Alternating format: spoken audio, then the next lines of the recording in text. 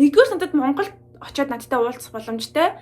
Хоёрдугаар хантаац иймэрхүү хантаац амар байгаа, хантаацтай болмоор байгаа тийм охтууд байх юм бол над руу холбогдорой. Hi YouTube. Hi YouTube. Шинэ бичлэгтэй тавтай морил маш удаан хугацааны дараа уулзаж байна. Энэ удаагийн бичлэгээрээ Jenny-гийн хувцасны талаар болон Jenny эффектийн талаар өнөөрөө ярилцах болно. Энэ талаар ярих болсон шалтгаан нь гэх юм бол ер нь Jenny хувцас фэшн тал руу маш хүчтэй нөлөөлж чаддаг. Тэрний нэг жишээ болохоор энэ хантаац байгаа. За эхний ярих сэдв болохоор энэ хантаацнаас эхэлнэ. Энийг солонгосоор чукки гэж нэрлэдэг. Ийм хантаацыг ер нь бол ихэвчлэн эмээ өвөнөр, за эсвэл жоохон хүүхдүүд эсвэл зах дээр жил хийдэг хүмүүс байдаг шүү дээ, ах эгчнэр. Тэр ах эгчнэр өмсдөг. Яагаад гэвэл нэгдүгээр маш дулаахан, доторх нь ийм дулаахан, хоёр талдаа ийм карматай. Тэгээд ерөнхийдөө өмсгөд айгу тухтай хөнгөн байдаг байхгүй юу? Тэгээ энийг гэхдээ залуучуудыг сонирхдаггүй. Тэгсэн чинь энэ хантаацыг Jenny болон S-багийн Карина өмссөн. Тэр зураг цацагдаад ийм чукки буюу ийм хантаац маш эрэлттэй болж эхэлсэн. Солиод байгаас энэ хантаац болохоор 9900-аас 15000 вон-ы хооронд байдаг байхгүй юу? Зах дээр ерөнхийдөө хөвчлэн зарагддаг, купон дээр зарагддаг. Тэгсэн чинь зах дээр зарагдж байгаанууд нь ерөнхийдөө байхгүй болчихсон байсан заяа. Бүгд ер нь айгу сайн зарагдаад явж исэн. Жишээлбэл би яг нэг хөдөө нэг юм март ороод явж исэн чинь хөдөөний тийм мартуудад ингээ гадаа нэм хувцснууд бас зардаг байхгүй юу? Тэрэн дээр болохоор ийм хантааснууд зарж исэн чинь яг ийм өнгөтэй ягаан өнгийг нь яг миний үеийн охин болтой байсан. Тэр охин шууд ээжтэйгээ хамт авч байгаа нь харагдсан байхгүй юу? Ер нь яг хөдөө гадаа явхад өмсдөг л дээ. Гэхдээ бүр энийг ингээл зорж очоод худалдаж аваад өмсөөд ингээд явж байгаа. Ер нь миний үеийн ч гэдэм эсвэл бага насны нэг худаангаксэн дэр гэж яриад байгаа байхгүй юу? Ахлах ангийн сурагчид нэг их тэгж тоогоод өмсөд идэггүй. Тэгсэн чинь Jenny болохоор энийг харыг нь өмсчихсэн байсан. Энэ одоо маш тренд болж байгаа. Дотор нь хар өнгийн ийм цамц юм уу эсвэл цагаан өнгийн цамцтай хоршуулж өмсөж байгаа ийм тренд бол Солонгост одоо дэлгэрч байгаа. Гайхалтай байгааз. Тэгээд ер нь зах дээр ингээд ийм хантаац зарж байгаа эмээ өвөнөр ах эгчнэр бол энийг айгүй бүр ам цайтай зарж байгаа. Монголд хэрвээ миний YouTube-ыг үздэг охтууд байх юм бол би 3 охиндоо яг энэ хантаацнаас авч очие гэж бодоод байгаа. Өнгнүүд нь нэлийн хөөрхөн өнгнүүд байдаг. Гэхдээ рандомор би өөрөө мэдээд аваад тэгээд 3 охиндоо өхөр болсон байгаа. Та бүхэн юу гэж бодож байна? Ивийг зарлж үзег болохоор надад амар хэцүү байна яг. Яг ямар болцол тавих хэрэгтэй юм бол нэгдүгээр надад Монголд очиод надтай уулзах боломжтой. Хоёрдугаар хантаац, иймэрхүү хантаац амар байгаа, хантаацтай болмоор байгаа тийм охтууд байх юм бол над руу холбогдорой. Тэгээ би чадах ятгаараа. Окей, чадах ятгаараа. Гоё бэлгтээ Монголд очие гэж бодож байна. Дараагийн нь болохоор Jenny-гийн бүс байгаа. Яагаад бүсийг онцолсон бэ гэх юм бол Coachella дээр Jenny ерөнхийдөө бүсийг айгүй point болгосон. Энэс улбалаад инфлюенсерүүд за дээрээс нь Instagram дээрээ зураг хийж байгаа ер нь Солонгос охтууд ийм олон нэг бүстэй зурагтууд айгүй хийж гэлсэн. Тэгээ хөвшмөл нэг тийм ойлголтуудыг айгүй сэвдэж чаддаг гэж би боддог байхгүй юу. Жишээлбэл бид нар хизээч 3-4 бүс ингэж давхарлаж ч юм уу эсвэл ингэ зэрэг зүүн гэж боддгоо штэ. Хүнд нэг л бүс хэрэгтэй л нэг л бүс зөөдгөл гэж боддог байсан бол Jenny Coachella дээрээ ерөнхийдөө 3 бүс эсвэл бүр амар өргөн бүс зүүж гарч ирсэн яг ташаан дээрээ. За тэрнээс улбалаад ерөнхийдөө бүс нь бас нэлээд тренд болж эхэлсэн. DJ дууны найруулагч дуучин маань сүүлийн лайв концертн дээрээ бас яг ийм ерөнхийдөө Jenny-тэй төстэй ийм бүс зүүж гарч ирсэн байгаа. За энэс харах юм бол бас нэлээд тренд болж байгаа юм шиг байна лээ.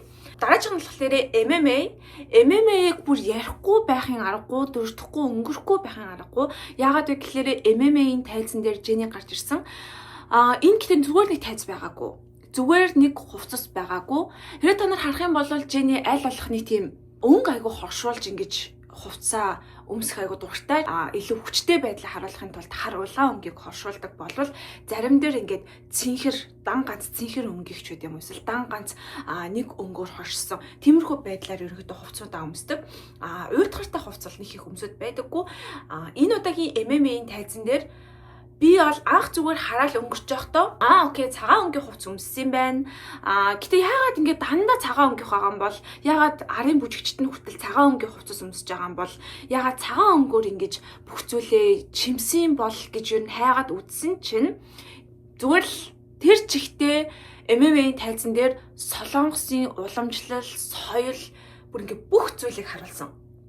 Ингээд айгүй гоё утга учиртай гүн гүнзгий зүйлүүд байсан юм байлээ. За нэгдүгээр яагаад цагаан өнгийг сонгосон бэ? Цэнхэр өнгө ч юм уу те эсвэл уулаа өнгө ч юм уу эсвэл нөгөө Солонгосын тэгэгги байдаг штэ төрийн талбаан дээр гардаг өнгийг хоршуулж болох байсан. Гэтэ яагаад заавал цагаан өнгийг авсан бэ? Цагаан өнгийг гол поинто болгосон бэ гэдэг талаар бүгнээрээ ярилцъя.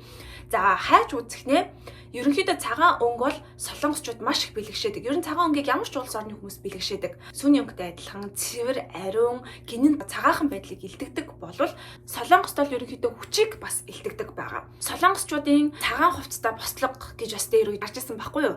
Тэгэхээр ерөнхийдөө цагаан өнгө нь болохоор солонгосчуудын сэргэн мандал, эв нэгдэл, хүч чадлыг илэрхийлж байгаа юм байна лээ. Арын бүжигчдийг болохоор арын бүжигчд юм чи юу ч өмсүүлсэн яах вэ гэдэг юм зүгээр цагаан хувцас өмсөжөөгүй. Солонгосын үндэсний хувцасны дизайныг хослуулж бас хийсэн байсан. Тэгэхээр арын бүжигчдийг хүртэл бодож хийсэн байгаа байхгүй юу? За тэгвэл Jenny-гийн хувцас руу орё гэх юм бол хамгийн ихний хувцас буюу энэ нүмерэг одоо гарч ирж байгаа. Хангал үсгээр бичигдсэн байсан. Та нар хангал үсгийг мэдэн штэ Хүмин Чонгон буюу Сэжун Тэвангийн одоо гаргасан арт төмнийхээ төлөө гаргасан бичиг үсэг байгаа. Хан дээр үед хан зүсгийг ерөнхийдөө энгийн арт хэрэгэд хэрэглэх маш хэцүү, сурах цаг завч болдохгүй байсан бол Сэжун Тэван арт түмэн маань сурахад илүү хялбар, амархан, хурдан сурч болохоор бичиг үсгийг зохиох хэрэгтэй гэдээ ерөнхийдөө арт түмнийхээ төлөө зохиосон байдаг байгаа. 15 м урт хөшиг. Нүмерэг дээр нь болохоор Солонгосын эртний Чонгу Ён гэх дууны шүлгийг бичсэн байгаа. Тэгээд та нар анзаарах юм бол ингээд Jenny нүүрэн бүтээлгээстэй байжгаад сөхөөд гарч ирдэг штеп. Энэ нь болохоор нүрээ нуух зорилготой бол биш байсан гэж харин өөрийн гарал үүсэл таних тэмдэгтэйгээ нүүр тулж байгаа үе байсан. Хөшиг сөхөгдөж харагдах хангал нь түүний нэрийг анх дуудах хэл бөгөөд хаанаас ирснээ тод томрон ингэж илтгэж байгаа гэж байгаа юм байна. Дараачихын нэг юм бомбертай гарч ирдэг хэсэг үүдэн штэ жакеттэй.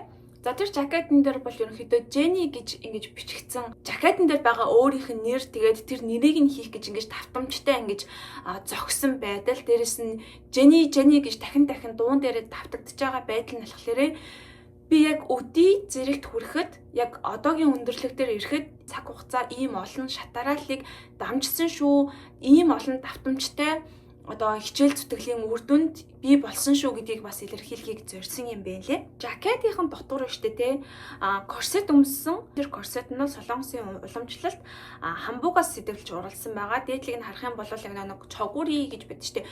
Хамбугийн дээгүрхэн гэсэн үг. Хамбугны дээгүрхийг яг ийм корсет яг тэр чигт нь корсет болгоод өмсчихсэн. Амар кул байгаа. Би болохоор энийг нэг юм нэг Chanel-ийн цэцэг юм бах та гэж бодоод байсан ч нүггүй байсан. Шортыг харах юм бол бас яг нэг юм дээр үеийн одоо соёл уламжлалыг нь харуулсан юм зурагтай шорт хүртэл байгаа. Нэг юм урт торгон өмсгөл байгаа байхгүй юу? Тэр өмсгөлийг болохоор мөрний хэлбэрийг нь бяцлагж байгаа бод садвагаас сэтвлэж ийм нүмерэг хийсэн юм байна лээ. Ер нь бол Jenny маш олон хувцас сольсон. Бусад артистик бодох юм бол Jenny ганцаархнаа нэлийн хувцас сольсон. Гэтэ тэр нь ч гэсэн утга учиртай байсан юм байна лээ. Сайн харах юм бол даашинз нь болохоор сүмийн хэлбэртэй ийм даашинз байсан. Тэг би энийг хараад айгүй гайхсан. Вау, бас даашинзыг ингэж хийж болдог байх нэ. Ингээд сүмийн хэлбэртэй тэр суврагын хэлбэр ингэж гаргаж ирж байгаа нь бүр үнэхээр гайхалтай байсан. Тэгээд ерөнхийдөө эцэс сүлд нь ингээд харахаар Солонгос одоо Jenny-гийн үзүүлсэн тэр перформанс, Jenny-гийн өмсөж байгаа хувцас, өөрийгөө илтгэж байгаа байдал, шагнал авахтаа хүртэл өмсөж байгаа хувцас бүх зүйл нийлээд бол ерөнхийдөө зүгээр л тэр чигтээ Солонгос улсыг харуулсан Солонгос улс байлаа.